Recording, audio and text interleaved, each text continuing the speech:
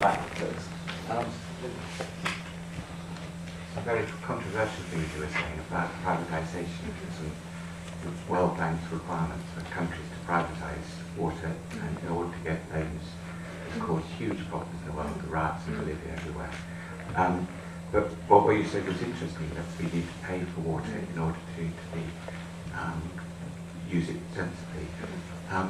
What we also have to do is to look at what's happened with electricity and gas, that you have to legislate that the first units of water are cheap and the later units of water are expensive, because that's exactly the opposite of what we've got with electricity and gas, and it means that it's expensive to poor people and big users are profligate. So that's the thing that's got to be built in, and at least, I mean, that's quite difficult to legislate for, but you can legislate for not having a cheaper cost for big consumers. Okay, can you respond to that? I totally agree that there is the issue is how you set these subsidies, and there are whole different sort of strategies, you know, rising block tariffs, but how you set the blocks to move from one block to the next is of course critical, and I suppose in many senses I'm arguing that's a political decision as well.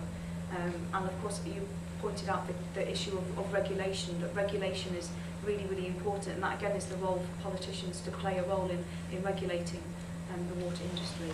So it's fair, and it also encourages efficiency as well. Okay, another point here then. I'm taking up the same issue of pricing water leading to better use. Now, the northeast, we're a very water-rich region, and we have water surplus. And that's largely because we paid to build the Kielder Dam, 1973 or whatever, from our water rates. When there's a drought, we pump water from the Tyne to the Wear, to the Tees, and then over to Yorkshire. Now that money is, our water authority gets that money, but we as consumers paid for the building of Kielder from our water bill.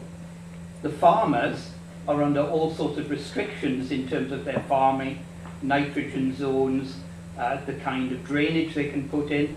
So they're having a planning cost. They do not see that money. The profits from the water go to Northumbria Water, which is not even a British company, it's listed on the French. So that money, this pricing of water leading to better use in the case of this region is absolutely wrong. So just pricing of water first, and then maybe Professor Allan will comment as well. Yeah, can I just point out that the British system, as you know, is unique, and no one has copied it anywhere in the world. And we were probably unpick it in due course.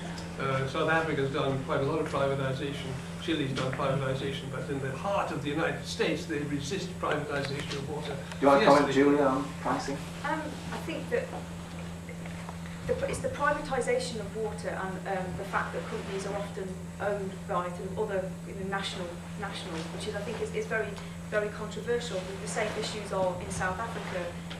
The area where I was working, a company was called Bywater, which is actually a UK company. There's often a lot of French international water companies involved in Bolivia and Latin America. So I think there is this issue that people suggest that this is our water, and a private company that's not even like in this case a British company is making profits, and they're going out of the country or they're going to stakeholders. So it does become a very very controversial issue. But I think we still have to fundamentally come to the point that water has to be paid for, whether it's by a private company or it's by the state. It still needs to be treated, and it needs to be piped, and that has to be paid for.